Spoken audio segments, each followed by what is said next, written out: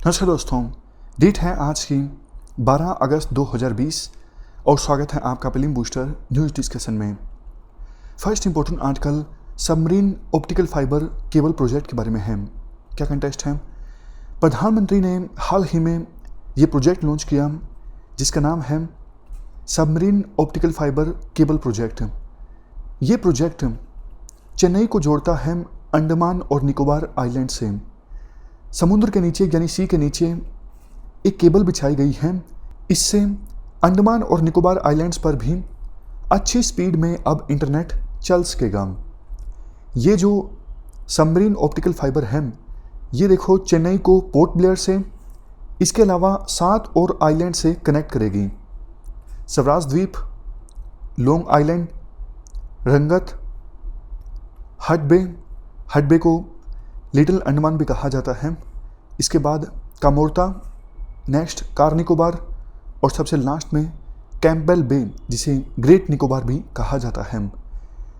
इस प्रोजेक्ट के बारे में और इन्फॉर्मेशन हम डिस्कस करें। इसको फंड किया गया था सेंट्रल गवर्नमेंट के द्वारा एक फंड की सहायता से जिसका नाम है यूनिवर्सल सर्विस ऑब्लिगेशन फंड। ये मिनिस्ट्री ऑफ कम्युनिकेशन के अंतर्गत आता है। इस फंड के बारे में भी हम जानकारी डिस्कस करेंगे। पहले प्रोजेक्ट से रिलेटेड इन्फॉर्मेशन को कंप्लीटली डिस्कस कर लेते हैं।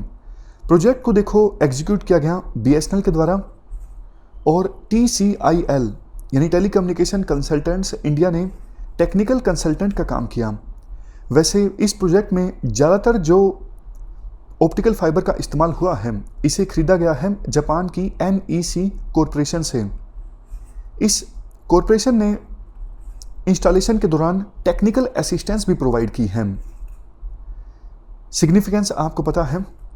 अब देखो अंडमान और निकोबार आइलैंड्स पर बेहतर स्पीड में इंटरनेट चलेगा तो बहुत सारी सर्विसेज का आसानी से लाभ उठा सकेगी जनता, जैसे net banking, e-commerce, online education, telemedicine facility. अब लास्ट में बात करते हैं इस फंड की, यूनिवर्सल सर्विस ऑब्लिगेशन फंड। इसको सेटअप किया गया था 2002 में और 2003 के इंडियन टेलीग्राफ अमेंडमेंट एक्ट में इसको स्टैट्यूटरी स्टेटस दे दिया गया। मकसद क्या है इस फंड को इस्टेब्लिश करने का? मकसद देखो ये है रूरल इंडियंस को टेलीकम्युनिकेशन नेटवर्क से जोड़ना ताकि ग्रामीण भारत में भी, देश के दूर दराज इलाकों में भी इंटरनेट अच्छी स्पीड से चले और वहाँ के जो लोग हैं देश की डेवलपमेंट में अपना योगदान दें। चलते हैं आगे। इसके बाद next article Plasmodium vivax malaria के बारे में है। क्या कंटेस्ट है? हाल ही में देखो इंटरनेशनल टीम ने एक ऐसा सिस्टम डेवलप किया है, पैरासाइट प्लाज्मोडियम वाइवेक्स को लैब में ब्रीड किया जा सकता है और ब्रीड करने के बाद ह्यूमन लीवर सेल्स को इससे इन्फेक्ट किया जा सकता है। हम प्लाज्मोडियम वाइवेक्स के बारे में बेसिक जानकारी डिस्कस कर लेते हैं। ये देखो प्रोटोजोअल पैरासाइट है और ह्यूमन पैथोजन है। इसकी वजह से मलेरिया होता है। जो फीमेल एनोफ्लीस मॉस्किटोज होती हैं उनके काटने से ये प्लाज्मोडियम वाइवेक्स जो है ह्यूमन बींग्स में ट्रांसमिट करता है। मेल एनोफ्लीस नहीं काटते हैं तो कई बार UPSC इस प्रकार का क्वेश्चन पूछ लेती है, क्या सिर्फ फीमेल एनोफ्लीस के काटने से ये प्लाज्मोडियम वाइवेक्स ट्रांसमिट होता है ह्यूमन बींग्स में? आंसर होगा येस। वैसे देखो 5 तरह के ह्यूमन मलेरिया पैरासाइट्स हैं। उनमें से सबसे ज़्यादा खतरनाक नहीं है प्लाज्मोडियम वाइवेक्स। 5 मलेरिया के पैरासाइट्स में से सबसे ज़्यादा जो घातक है वो है प्लाज्मोडियम फैल्सीपेरम। खैर हमारा फोकस इस आर्टिकल में प्लाज्मोडियम वाइवेक्स पर है। देखो ये जो पैरासाइट है ये लीवर में काफ़ी समय तक रह सकता है इनएक्टिव फॉर्म में और बाद में चला जाता है। ब्लड में ये इतने कम लेवल में होता है काफ़ी बार कि पता लगाना मुश्किल हो जाता है। यहाँ पर देखो it is difficult to detect plasmodium vivax क्योंकि ब्लड में काफ़ी लो लेवल पर ये सर्कुलेट करता रहता है। 4 countries Ethiopia, India, Indonesia, Pakistan, ये 4 देश ऐसे हैं जो कंट्रीब्यूट करते हैं प्लाज्मोडियम वाइवेक्स मलेरिया में 80% केसेस। मतलब इस प्रकार के मलेरिया के वर्ल्ड में जितने भी केसेस हैं 80% तो इन 4 देशों से आते हैं। अभी काफ़ी तो ऐसे देश हैं जहाँ पे क्लोरोक्वीन जो ड्रग है इसे भी इस्तेमाल नहीं किया जाता मलेरिया के ट्रीटमेंट के लिए, क्योंकि काम करना इस ड्रग ने बंद कर दिया है बहुत सारे देशों में। बट हमारे लिए अच्छी बात यह है, इंडिया में इस ड्रग का अभी भी इस्तेमाल होता है, क्लोरोक्विन, मलेरिया की ट्रीटमेंट के लिए।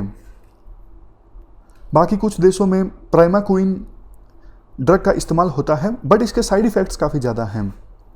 चलते हैं आगे। नेक्स्ट आर्टिकल सन स्पोर्ट्स के बारे में है। क्या कंटेस्ट है? नासा की जो सोलर डायनामिक ऑब्जर्वेटरी है, इस ऑब्जर्वेटरी के द्वारा सनस्पॉट ग्रुप की इमेज ली गई, जिसका नाम है AR2770। सनस्पॉट होता क्या है? देखो, सूर्य पर ये काले रंग के जो धब्बे होते हैं, इन्हें सनस्पॉट्स कहा जाता है। यहाँ पर आसपास के एरियाज़ की अपेक्षाकृत टेम्परेचर कम होता है, मतलब सनस्पॉट्स काले रंग के होते हैं और यहाँ पे रिलेटिवली ठंडक होती है आसपास के एरिया से अगर हम कंपेयर करें, क्योंकि देखो यहाँ पर मैग्नेटिक फील्ड काफ़ी स्ट्रॉन्ग होता है। मैग्नेटिक फील्ड जो है वो सूर्य की हीट को यहाँ पर पहुँचने से रोकता है। सूर्य के मैग्नेटिक फील्ड की सिग्निफिकेंस देखो इसलिए भी ज़्यादा है क्योंकि इस मैग्नेटिक फील्ड की वजह से सोलर सिस्टम में कॉस्मिक रेडिएशंस जो हैं कम आती हैं। फॉर एग्जांपल अर्थ पर कॉस्मिक रेडिएशंस कम आती हैं इसी मैग्नेटिक फील्ड की वजह से। अब देखो, कुछ और टर्म्स हैं जिनके बारे में क्वेश्चन पूछा जा सकता है। सोलर साइकिल 11 साल में कंप्लीट होता है। सोलर का जो ये मैग्नेटिक फील्ड है, इसका एक पूरा साइकिल होता है, ये 11 सालों में कंप्लीट होता है। जिस साल में सनस्पॉट्स सबसे ज़्यादा होते हैं उस साल को कहा जाता है सोलर मैक्सिमम, और जब ये सनस्पॉट्स सबसे कम होते हैं उस साल को कहा जाता है सोलर मिनिमम। सोलर फ्लेयर्स क्या होते हैं? देखो, ये सन के चारों ओर जो ये मैग्नेटिक फील्ड होता है, यहाँ इस मैग्नेटिक फील्ड में मैग्नेटिक लाइंस होती हैं। ये मैग्नेटिक लाइंस आपस में कई बार टकरा जाती हैं, रीऑर्गेनाइज होती हैं, तो ऐसा होने पर एकदम से एनर्जी रिलीज होती है, जिसे कहा जाता है सोलर फ्लेयर्स। फिर से बोलता हूँ, ये मैग्नेटिक फील्ड की जो मैग्नेटिक लाइंस होती हैं, ये रीऑर्गेनाइज होती हैं, आपस में एक दूसरे को क्रॉस कर जाती हैं, टकराती हैं, तो एनर्जी रिलीज होती है सोलर फ्लेयर्स की फॉर्म में। जब देखो सोलर फ्लेयर्स स्पेस में आती हैं तो एकदम से बहुत सारी रेडिएशन रिलीज होती है, और काफ़ी बार रेडियो कम्युनिकेशन में ये जो सोलर फ्लेयर्स हैं ये रुकावट डालती हैं, इंटरफेयर करती हैं कम्युनिकेशन में। सबसे लास्ट में है कोरोनल मास इजेक्शन यानी CME। ये देखो, रेडिएशन के बड़े बड़े बबल्स होते हैं जो सूर्य से निकलते हैं और एकदम से हाई स्पीड में एक्सप्लोजन हो जाता है इन बबल्स में, जब सूर्य की मैग्नेटिक फील्ड की जो लाइंस हैं वो आपस में रीऑर्गेनाइज होती हैं। तो ये हमने साथ के साथ कुछ इंपॉर्टेंट जो टर्म्स हैं उनके बारे में भी डिस्कस कर लिया। अब चलते हैं आगे। नेक्स्ट आर्टिकल माउंट सिनाबंग के बारे में है। क्या कंटेस्ट है? देखो, ये माउंटेन इंडोनेशिया में है, ये एक्टिव वोल्केनो है। इंडोनेशिया में फ़िलहाल जो 120 एक्टिव वोल्केनोज हैं उनमें से एक है माउंट सिनाबंग। अभी फ़िलहाल न्यूज़ में इसलिए आया है क्योंकि फिर से इरप्शन देखने को मिल रहा है माउंट सिनाबंग से। ऐश निकलने लगी इस माउंटेन से, तो आसपास के लोगों को थोड़ा दूर भेज दिया गया ताकि किसी अप्रिय घटना से लोगों को बचाया जा सके। इससे पहले देखो, 2010 में और 2014 में इरप्शन देखने को मिला था माउंट सिनाबंग में, और 2010 से पहले 400 सालों तक ये जो वोल्केनो था इनएक्टिव था, बट 2010 में एकदम से एक्टिव हो गया ऑलमोस्ट 400 सालों के बाद।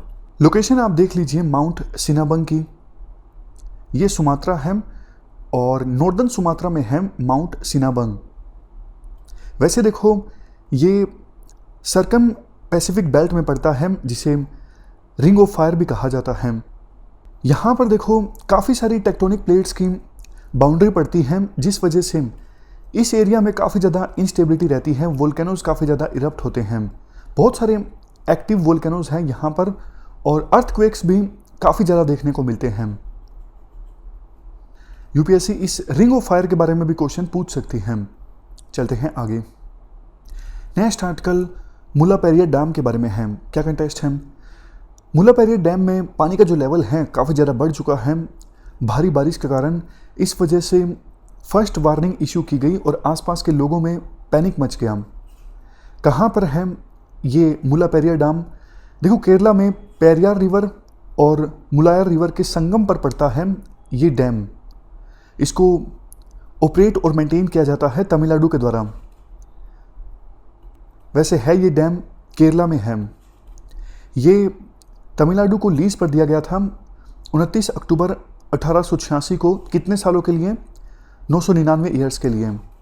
तमिलनाडु को अलाउ किया गया था आप इस डैम से पावर भी जनरेट कर सकते हैं, और इसके लिए दोनों राज्यों के बीच एक एग्रीमेंट साइन हुआ था 1970 में। नेक्स्ट आर्टिकल सुरक्षा पोर्टल के बारे में है। क्या कंटेस्ट है? यूनियन इन्वायरमेंट मिनिस्टर ने ये पोर्टल लॉन्च किया है वर्ल्ड एलिफेंट डे के मौके पर। ये देखो, ह्यूमन एलिफेंट कन्फ्लिक्ट के बारे में रियल टाइम इंफॉर्मेशन प्रोवाइड करेगा।